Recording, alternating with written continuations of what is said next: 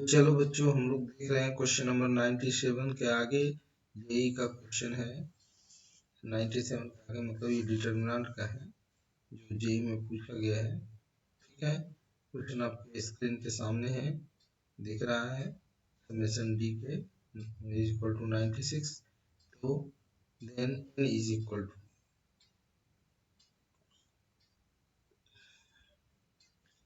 Question को हम लोग रीराइट करते हैं। ठीक है,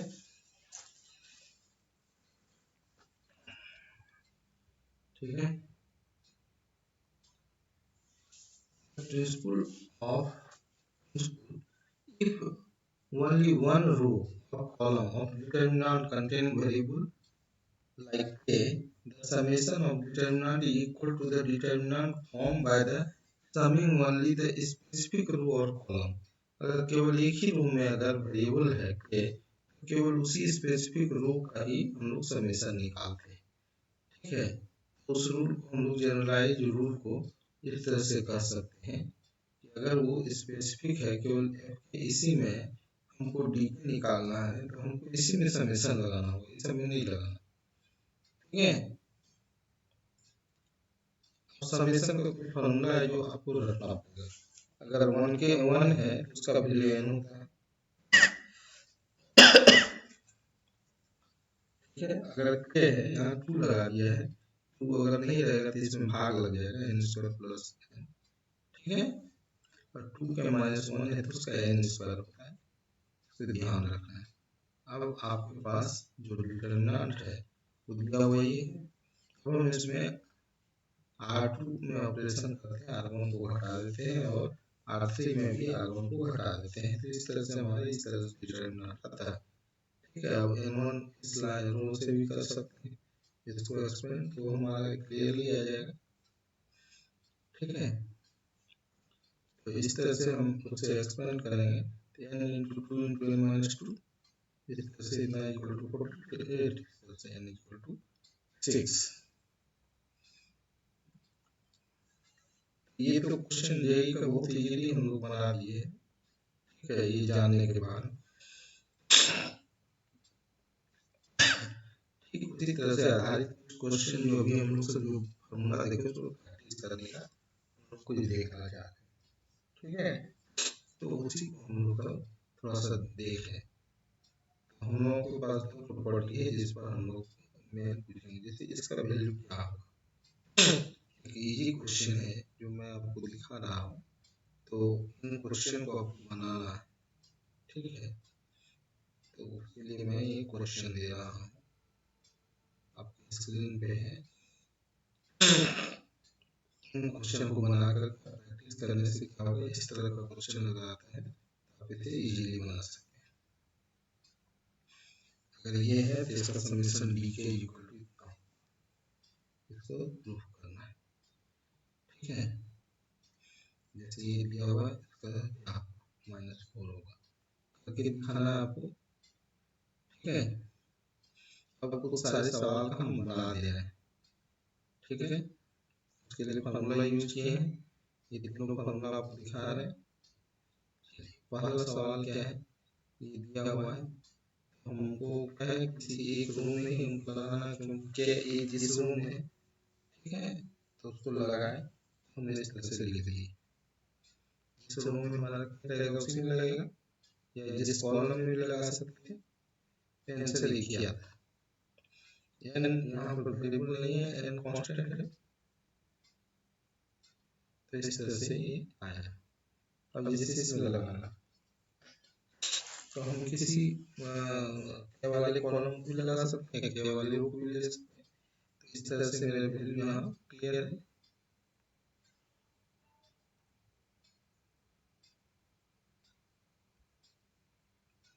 ठीक है बच्चों, अगला क्वेश्चन है, इसको देखिए।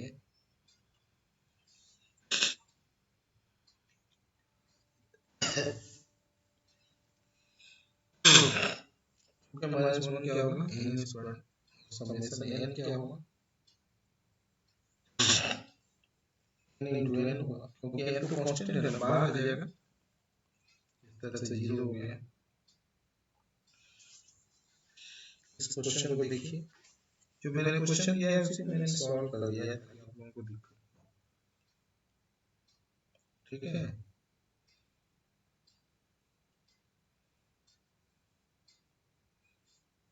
क्वेश्चन भी समझ में आ गया, ठीक है। क्या कहीं नहीं है, क्या कहीं नहीं है, तो जस्ट एक्सपेरिमेंट करके आंसर कर लेंगे, है ना। यहाँ पे एक जगह है, एक जगह यहाँ लिखी, अब यहाँ पर कुछ नहीं है, इसको कर। अब इसमें देखिए क्या एक जगह समेशन इसमें लगेगा, इसमें लगेगा तो 2n हो जाएगा, तो हमारा इजीली बन गया, ठीक है। समझ में आया। अब यहाँ पर देखिए नंबर,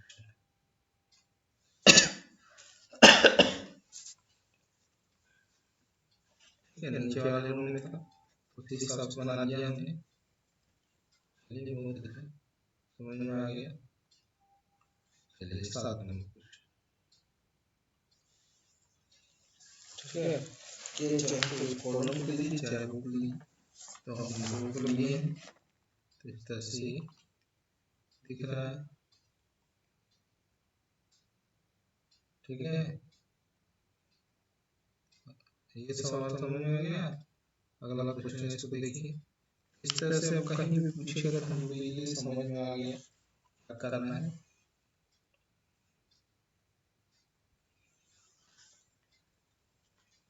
ठीक है।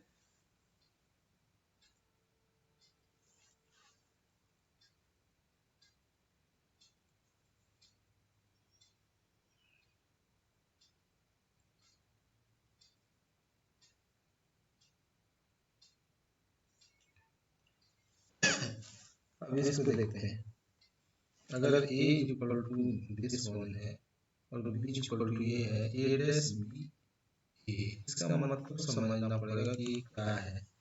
ये क्वेश्चन थोड़ा इजीली आपको समझ में आ सकता है, ठीक है। क्वेश्चन को कैसे राइट करना है, a इक्वल टू दिया हुआ है, ठीक है, 3 into 3 मैट्रिक्स है b, तो a की b a का वैल्यू a की b a का मतलब क्या हुआ, ये समझना। a में ट्रांसपोज, b मतलब हुआ वो मैट्रिक्स, a मतलब हुआ 1 into 1 मैट्रिक्स, ठीक है। याद रखना ATBA का मतलब होता है sum of all elements of B। अगर A में 1 1 1 है, इसका मतलब वो सारे एलिमेंट का जोड़ बोल रहा, ठीक है। ATB का मतलब ये जनरलाइज फॉर्मूला हुआ, ठीक है। अब A का ट्रांसपोज ये होगा, इस तरह से हम सारे नंबर को जोड़ देंगे तो हमारा आएगा 5539, ठीक है। जैसे कुछ प्रैक्टिस के लिए आपको दे रहे हैं, इसका आपको ATB sum of all numbers सब जोड़ देंगे, ठीक है। तो इन क्वेश्चन को बनाना है, अब आपको क्लियर हो जाएगा। 10 क्वेश्चन बना लेने से काफी है एक ही जैसा कुछ। इसमें याद रखना कि ATBA का मतलब हुआ sum of all elements of matrix B, ठीक है। A का मान 1 1 1 दिया हुआ है, ATB डैश का मतलब होता है क्लियर होना।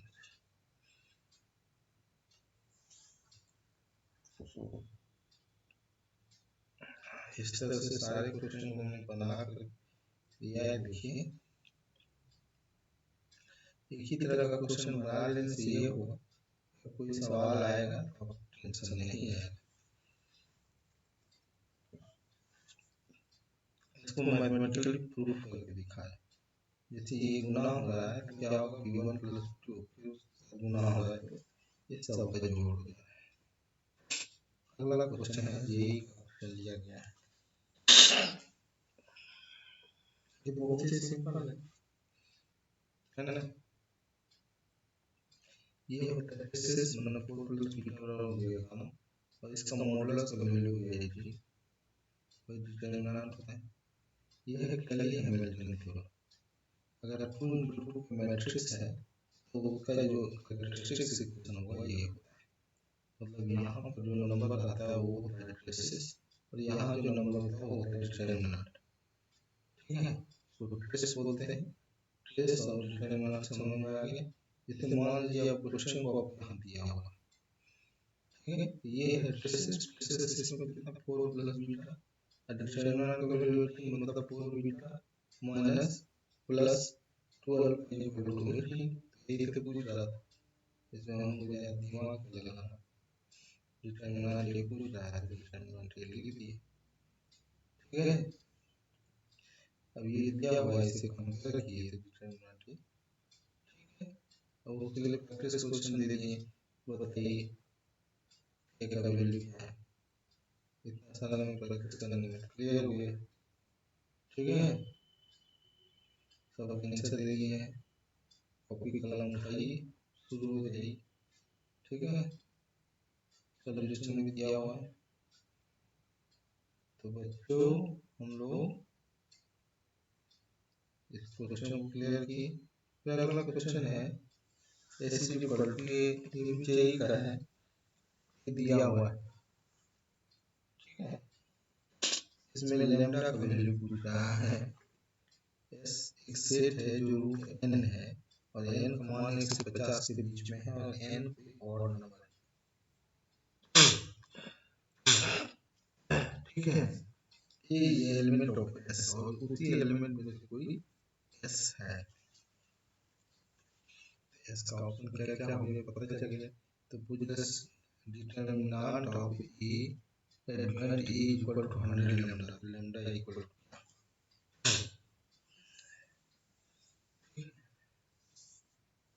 Determinant of adjoint of A या तो पहले तो ए का वैल्यू हम लोगों को समझना होगा, जाके हम इसमें वैल्यू रखना है, लैम्डा का वैल्यू निकालना है, ये हम बनाते हैं। ठीक है, तो एस का वैल्यू 0 से 50 तक में जो ऑड नंबर है, 50 60 में 7 50 49 होता है, उससे बड़ा नहीं हो सकता है। 1 और 7 के बीच में जो ऑड नंबर है वो हो गया 1 3 5 7, मतलब ए का वैल्यू 1 3 5 7 में से ही कोई होगा। पहले फॉर्मूला हम लोग देख लें, इसको याद रखना होगा। अगला, ठीक है, ये समेशन का फॉर्मूला हमको याद रखना होगा। ठीक है, तो भी नंबर के स्क्वायर का रूट का फॉर्मूला हमको याद रखना होगा। ठीक है, अगर 2 का स्क्वायर है तो ये 4 बाहर आ जाएगा, समेशन इस तरह जाता है। जनरलाइज फॉर्मूला, अगर मॉडुलस ए का वैल्यू 1 प्लस ए स्क्वायर है एंड ए इक्वल टू 2 के माइनस 1 है और k equal to 1 to m। ठीक है,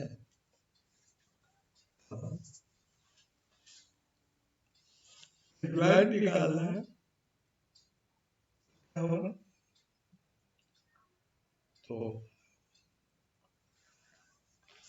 इसी कंडीशन में अगर फॉर मैट्रिक्स जिसका ए इक्वल टू दिया हुआ है 1 प्लस ए स्क्वायर और ए का मान 2 के माइनस 1, 2 के माइनस 1 ऑड नंबर है, तो और k का मान 1 से लेके m के बीच में, तो उसका जो एडवांट सब सम ना, तो उसका एडवांट निकालेंगे, फिर सम निकालेंगे, तो मॉडुलस ए आ रहा है 1 प्लस ए स्क्वायर, हम सम निकालेंगे तो इस तरह से ए स्क्वायर का सम होगा 1 प्लस। अब इसका सॉल्यूशन कैसे निकालेंगे समझिए। मॉडुलस ए का मान क्या है 1 प्लस ए स्क्वायर, एडवांट ए का मान क्या है, मॉडुलस का जो वैल्यू होगा उस पर पावर 3 माइनस 2। ठीक है, कहने का मतलब मॉडुलस डिटरमिनेंट निकाल लिए, एडवांट निकाल लिए, अब सम ऑफ ए स्क्वायर होता है 1 plus A square is 1 plus 1। ठीक है, तो 2 से लेके 50 तक है, 2 मतलब 2 के स्क्वायर का जो इस तरह से हमारा वैल्यू आया ये। ठीक है, तो इसमें से लैम्डा का वैल्यू पूछा है, तो lambda equal to 100 into lambda, इसमें से 25 से भाग देने पर आ रहा है 221, तब नहीं आ रहा है। ठीक है, कुछ प्रैक्टिस के लिए, अगर डिफाइंड ए बराबर A to the power n minus 1 for all A geometrics then mod A बराबर 5 एडजॉइंट ए का वैल्यू क्या होगा। ठीक है, निकल जाएगा एडजॉइंट ए बराबर modulus A to power n minus 1, यहाँ n का मान 2 ऊपर वाले में 2 है से मिला।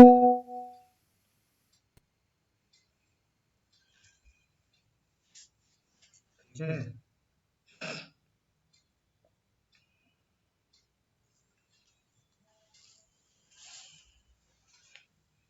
अगला सवाल है, इक्वेशन का लिस्ट दिया गया है, इसको बनाने से क्या है, थोड़ा सा आपको आ जाएगा कॉन्फिडेंस।